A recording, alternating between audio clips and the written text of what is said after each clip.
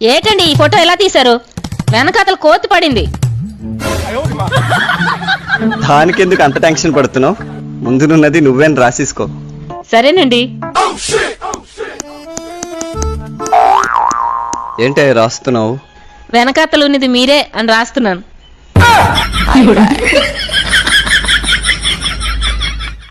అమ్మొస్తుంది, mutton తెప్పిస్తాను, బిర్యానీ వండు. మీ అమ్మగారికి ఏం పని ఉండదేటండి? ఎప్పుడు పడితే అప్పుడు వచ్చేస్తారు.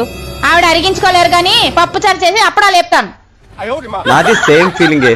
మీ అమ్మగారికి ఏ పని ఉండదా? ఎప్పుడు పడితే అప్పుడే వచ్చేస్తారు. ఏంటి వచ్చేది మా అమ్మ?